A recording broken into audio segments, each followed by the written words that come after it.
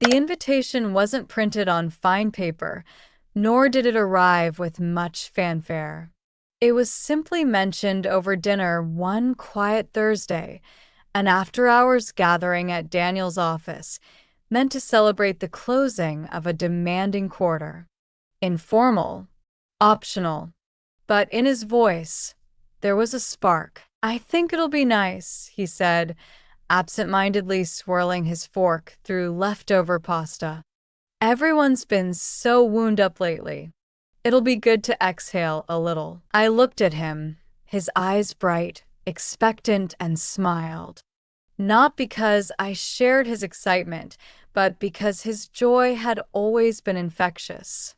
And truthfully, I had missed seeing it lately. Over the following days, he mentioned it more often than I expected. A comment in the car, a reminder while folding laundry, a casual, "Oh," and Celeste is helping organize it. She always throws together something special. Celeste. That name. I had heard it before. Slipped into conversations like background music, subtle, never suspicious. And yet now it lingered. I told myself not to overthink it. The evening came quietly. I chose a simple black dress, nothing extravagant. Just enough to feel present, but not exposed.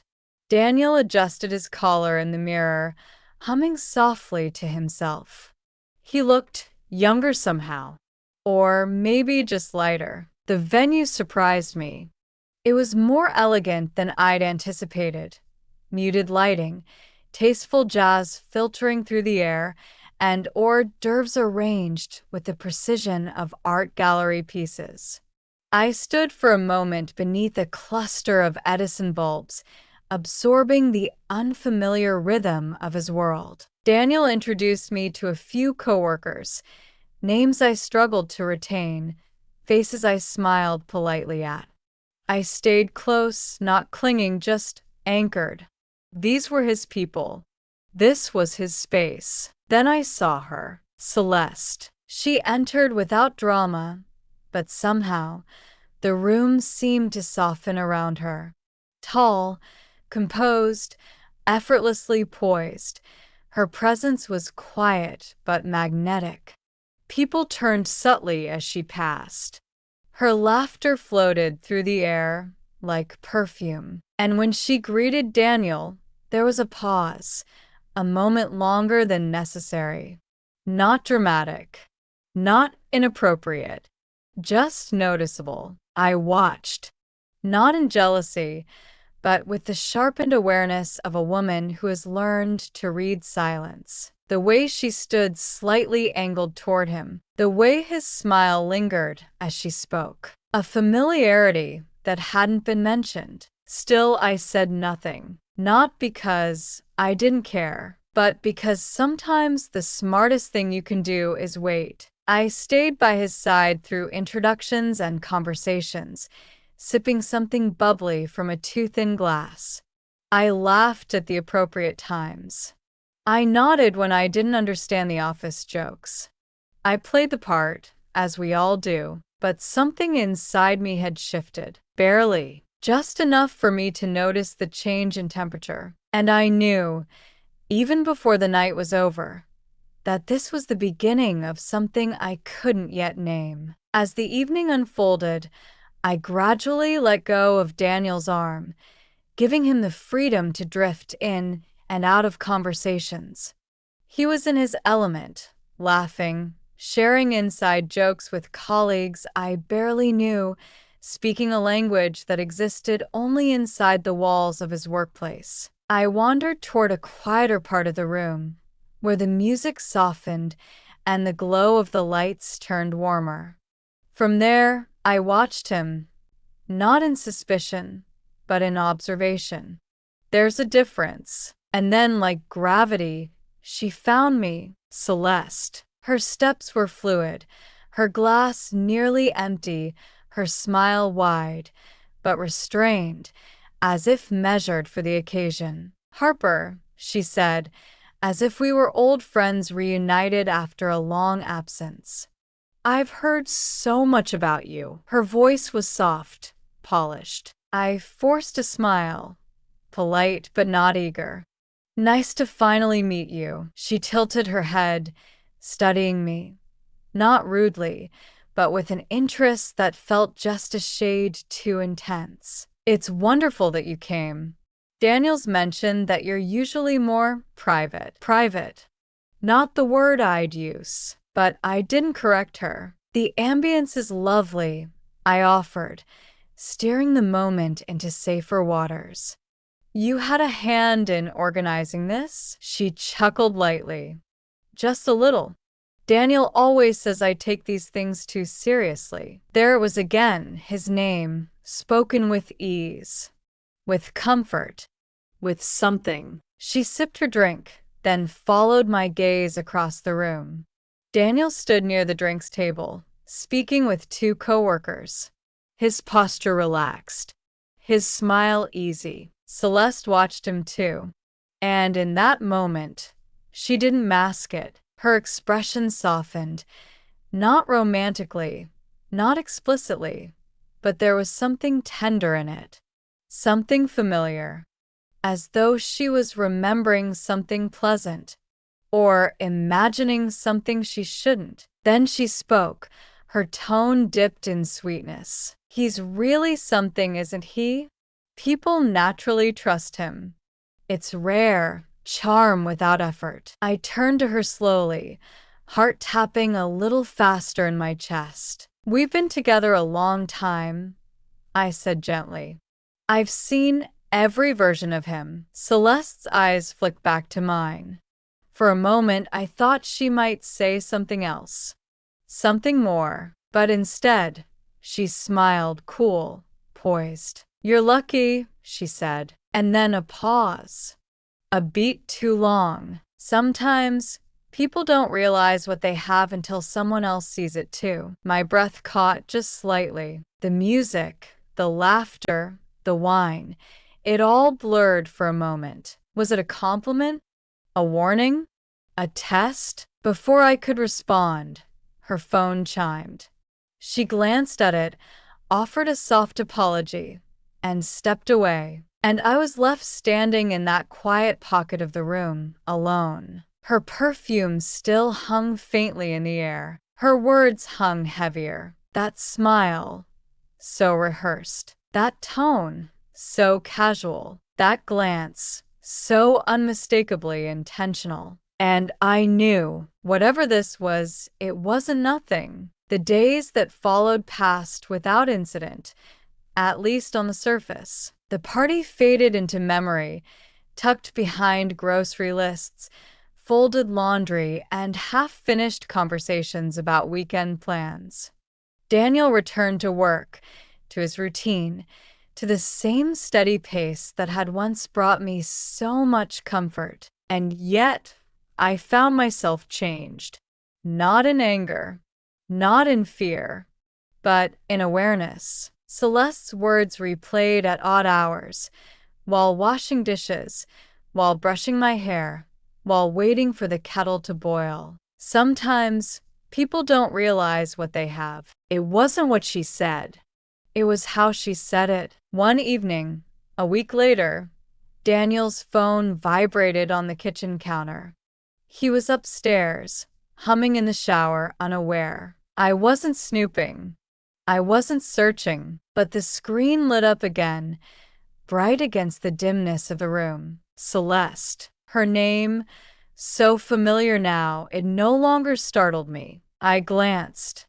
Just a glance. But it was enough. Y Daniel. I hope this isn't too forward, but I really appreciated our talk at the party. Would love to pick it up sometime. Just the two of us, if you're free. My breath caught. Shallow. Not explicit. Not scandalous. But not professional. Not appropriate. Just the two of us. The message was composed with care. A perfect balance of warmth and subtlety. Nothing you could accuse. Everything you could feel. I stared at the screen a moment longer, a cold knot forming in my stomach. Was this a flirtation masked as friendliness? or something more deliberate. I didn't delete it. I didn't confront him. Instead, I responded. Calm. Collected. Not as a wife, but as a woman who had seen enough to trust her instincts. Y Celeste. Thanks for reaching out. Daniel's currently tied up with work, but I'll be sure to pass your message along. I read it twice before pressing send. My hands were steady, but inside, the churn had begun. When Daniel came down, toweling his hair, he smiled at me, kissed my cheek like he always did. Everything okay? He asked, unaware of the quiet shift in the air. I smiled. Yes, I said, because for now it still was. But something had entered our space, something unnamed, but not unseen. And deep down, I knew this story was no longer about a party. It was about to become something far more complicated. That night, after dinner, we sat across from each other in the living room, Daniel with his laptop open, half watching the muted TV screen, and me with a book I wasn't really reading. The glow from the lamp cast soft shadows on his face. Familiar, loving, tired. But in the quiet moments between the hum of the dishwasher and the flicker of the fireplace, my mind kept circling one thing: her message. It wasn't just what she said, it was the confidence in her words, the assumption, the invitation. I turned a page I hadn't read, then spoke without looking up. How did you feel about the party? He glanced over his screen, his face lighting up with that same contented energy I'd seen that night. It was good, relaxed, fun. You looked beautiful, by the way. I was really glad you came. His voice was honest. Steady. I smiled faintly. You spent a lot of time talking to Celeste. He chuckled. Yeah, she's a character. Full of energy. I guess she's easy to talk to. I closed the book gently and looked at him. There it was. The moment. The one where I could pretend everything was fine or choose to ask the question I didn't want the answer to. She sent you a message, I said softly. He blinked. She did. I nodded. Earlier today. She said she enjoyed your conversation and wanted to continue it. Just the two of you. There was a pause. Just long enough for my heart to prepare for any possible reaction. Daniel sat back, the laptop now forgotten. His brow furrowed, not in guilt, but in something closer to surprise. Or perhaps confusion. I didn't know she messaged, he said slowly. That's unexpected. I studied his face, waiting for the tension to rise. But it didn't. Not yet. She didn't say anything inappropriate, I added. It was subtle, but not neutral. He rubbed his jaw, thinking. Celeste's always been outgoing. She doesn't mean anything by it. That's just her way. But I get why that would bother you. He leaned forward slightly, his voice gentler. Harper, I didn't encourage anything. I promise. I wanted to believe him. Part of me did. But part of me also knew how easily boundaries can blur when flattery replaces attention. She looks at you like she's allowed to, I whispered. Daniel went quiet, and in that silence, I felt more than I heard. An unspoken question, an unspoken fear, a ripple beneath still water. I just need to know, I said, if I should be worried. He reached out and took my hand. His thumb traced slow circles over my knuckles. You shouldn't, he said. I'm here with you. That's what matters. His touch was warm, and his voice carried sincerity. But somewhere deep within me, something small pulled away. Not completely. Not with finality, but enough to notice the space that had opened between us. It's strange how quickly trust can thin, not shatter. Not yet. But stretch like a glass bridge beneath your feet. Fine until a crack forms. And that night, as I lay beside him in bed, his breathing even and unaware, I stared at the ceiling and wondered, was I protecting my marriage from something? Or had something already slipped through the door when I wasn't looking? The days that followed were calm, almost too calm. Daniel returned to his work rhythm, leaving in the early mornings, returning just before dinner. He was gentle, present, thoughtful, even. He asked if I wanted to join him on an evening walk. He offered to make tea before bed. He kissed my cheek a little longer than usual. Part of me wanted to believe it was love. Part of me knew it was something else, conscience, or perhaps caution. And yet I played along, not out of manipulation, but out of preservation. I wasn't ready to accuse. I wasn't ready to lose what we had built together.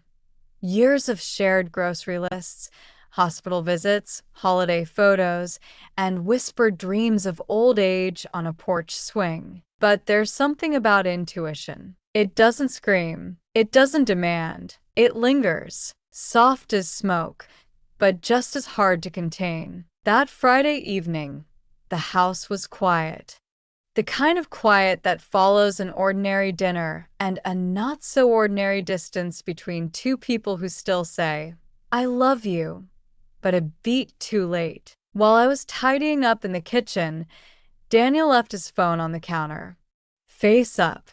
Innocent. It lit up, and there she was again, Celeste. This time it wasn't just words. It was a photo. A cozy little cafe early evening. Soft lighting. A ceramic cup in her hand. Her lips curved into an effortless smile, one I had seen at the party. Relaxed. Unbothered. Directed, I suspected, at my husband. Underneath it, a message. Had a quiet coffee today, and couldn't help thinking of our chat that night. So refreshing. We should do it again. Just us, somewhere quieter. I stared at it for a long time. Long enough for the warmth of the dishwater to leave my hands. Long enough for the noise in my chest to rise. It wasn't romantic, not overt, but it was something. And that something was enough. I didn't throw his phone. I didn't storm out. I didn't scroll further. Instead, I placed the dish towel down, slowly, carefully. Then I stood by the counter, both hands braced, waiting for him, for the right words, for the nerve. A few minutes later, he entered the kitchen, smiling faintly. He was holding a jacket, probably planning to step out for something trivial. Milk, maybe. But when he saw me, still, silent, unreadable, he stopped. Something in him tensed. "Everything okay?" he asked, already knowing it wasn't. I met his eyes. "Celeste sent you a picture." He frowned. "A picture?" Yes. A café. "A coffee." "And a message." I paused, letting the weight hang in the air. "She said she was thinking of your conversation. She wants to see you again. Alone." The silence stretched. He didn't lie. Not immediately. He didn't make an excuse. He didn't reach for the phone. He just exhaled. "I haven't replied," he said. "I didn't ask for it, but you didn't tell her to stop either, did you?" He looked away. That was enough of an answer. Something in me cracked. It didn't break, but it cracked. And the sound of it wasn't loud. It was internal, like the soft snap of a thread under pressure. "I need you to be honest with me, Daniel," I said, voice steady. "Because I can't protect us if you're hiding things from me." He ran a hand through his hair, eyes closed for a moment. "I didn't think it mattered," he murmured. "She's always been bold. I thought ignoring it would make it stop. I didn't think you'd notice." "No," he whispered. "I didn't think it would hurt you." There it was, the admission. Not of guilt, but of failure. He didn't cheat. But he didn't protect us either. And sometimes that's where the damage starts. Not in bedsheets, but in silence. The weekend arrived like any other. Coffee brewed at sunrise, laundry folded on the couch, shared glances over headlines we barely read. And yet, everything felt different. Daniel tried. I could tell. He lingered longer in conversation, was quicker to reach for my hand, made a point of updating me on work stories I hadn't asked for. But underneath it all, the truth hummed like a low current. We were not okay. I wasn't angry, not in the traditional sense, but there's a quiet kind of rage that forms when clarity is denied.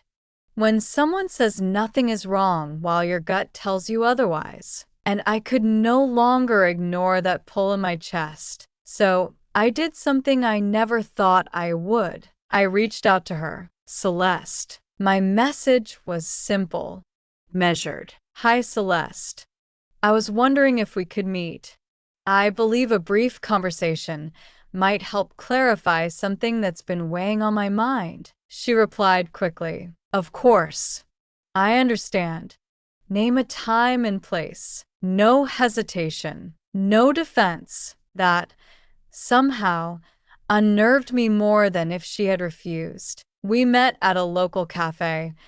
Not the one from her photo, but similar. Quiet. Clean. No pretenses.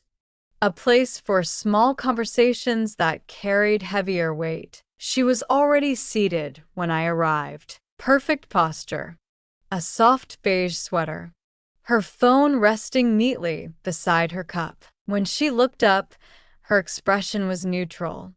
Almost kind. Harper, she greeted, as if this were a second coffee between acquaintances. I appreciate you reaching out. I sat down across from her, heart quiet but alert. I thought it would be better to speak in person. I began. I'd rather hear things from you than invent stories in my mind. She nodded. I understand. There was a brief silence between us. Not tense, just deliberate. I saw the message you sent Daniel, I said calmly. And the photo. I wasn't looking for it. It was simply there. She looked down for a second, then back up, her expression softening. I never meant to cause harm, she said. I know how that sounds, but it's true. I don't think you set out to break something, I said. But something is shifting, and I need to understand what you think that is. She exhaled slowly. We talked that night. It was easy. Familiar. I hadn't expected that. It wasn't about flirting or stealing someone's husband. It was about feeling seen. I watched her. Carefully. Her words weren't barbed. They weren't performative, but there was an undercurrent of emotional hunger. I don't blame you for enjoying a conversation, I said. But you crossed a line when you asked to see him again. Alone. She didn't flinch. I suppose I did, she admitted. I thought maybe there was space for it. A door that wasn't fully closed. I blinked. A door that's not closed, I repeated. She looked at me then, directly. Not with malice. Not with guilt. But with a knowing. I'm not the threat here, Harper, she said gently. I didn't build the space between you. I just stepped into it for a moment. That hurt. Not because it was cruel, but because it wasn't entirely false. I swallowed. And now, her expression shifted slightly. Regret, perhaps. Or something that looked like closure. I won't reach out to him again. You have my word. I nodded slowly. I appreciate that. We sat in silence for a while. Two women on different sides of the same question. Then, without another word, I stood. She remained seated. As I walked out into the cool afternoon air, I felt lighter. Not because all was forgiven, but because at last, the silence had broken. Now, it was no longer about Celeste. It was about Daniel and me, and whether we could rebuild the trust that had quietly begun to slip through the cracks. By the time I returned home, the sky had already begun to dim, the late afternoon sun casting long shadows across the wooden floorboards. I could hear the hum of the dishwasher in the background, and the faint scent of Daniel's cologne still lingered in the hallway. He was there, seated on the living room couch, scrolling through his phone, pretending to be distracted. But when I walked in, he looked up immediately. He could tell something had shifted. "You saw her," he said quietly. Not a question, a knowing. I nodded and walked over, setting my coat on the arm of the chair before sinking into the cushion across from him. She was open, I said. And honest. Daniel leaned forward, his elbows resting on his knees. And I took a breath. There's nothing between the two of you, but there's something between us. Something fragile. Something that used to feel unbreakable, but doesn't anymore. He didn't speak right away. He just looked at me, the way someone looks when they're afraid of losing something they thought was guaranteed. "I never meant to let that space grow between us," he said. "It happened quietly, I guess, while we were doing life, paying bills, making plans." "Exactly," I whispered.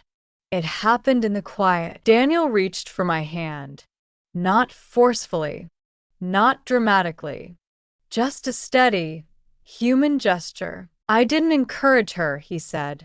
"I didn't think anything of the messages at first. But I see now that silence has its consequences too. I should have told you. I should have shut it down the first time I sensed it wasn't casual anymore." "I didn't need you to be perfect," I replied.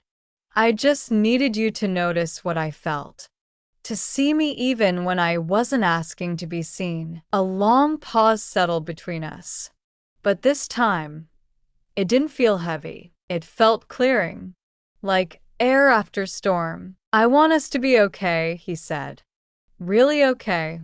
Not just managing." I nodded. Slowly. "I want that too. But I need us to be more honest than we've been. Even about the small things." "I can do that," he said. "Starting now." His hand tightened around mine, not in possession, but in promise. We didn't solve everything that night. There were no grand declarations. No cinematic gestures. Just two people sitting with the truth, willing to face the wreckage together. And sometimes that's what turning points look like. Quiet. Real. Earned. In the days that followed, there was no dramatic change. No fireworks. No sudden return to perfection. Instead, there was something quieter, like the slow settling of dust after a disturbance. Daniel became more present.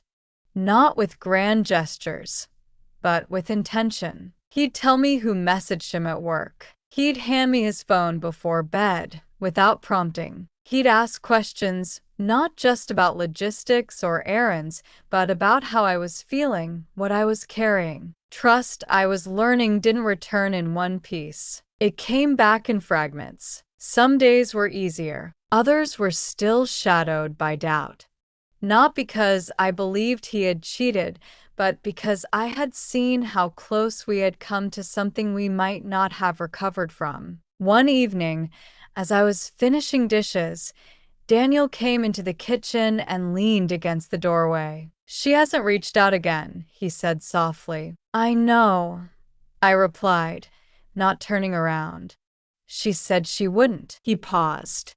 "You believe her?" I dried my hands before responding. "I believe she meant it. Whether that promise holds forever, I don't know." Daniel crossed the room and stood beside me. He didn't reach for me. He didn't press for reassurance. He just stood there, together, in the quiet. "I meant what I said the other night," he said. "I want this to be stronger, not just patched." I looked at him, really looked, and saw what I needed to see. Not a man who had betrayed me, but a man who had, for a moment, forgotten what it meant to guard something precious. "I believe you," I said. The words weren't magic. They didn't erase the memory of Celeste's message, or her smile at the party, or the weeks of unease that had lived quietly between us. But they were a beginning. That night, as we sat on the back porch with mugs of tea, Daniel gently reached for my hand. "Do you think we'll be okay?" he asked. I didn't answer right away, because healing isn't immediate. It's not clean. It's awkward and slow. It requires forgiveness that doesn't always arrive on time. But I felt something that hadn't been there in weeks. A stillness. A kind of peace. Not certainty, but possibility. "I think we're on our way," I finally said. "That's all we can ask for right now." He nodded, and we sat there together as the night wrapped around us. No words needed. And for the first time in a long time, the silence didn't feel like distance. It felt like home. Sometimes, betrayal doesn't come with explosions.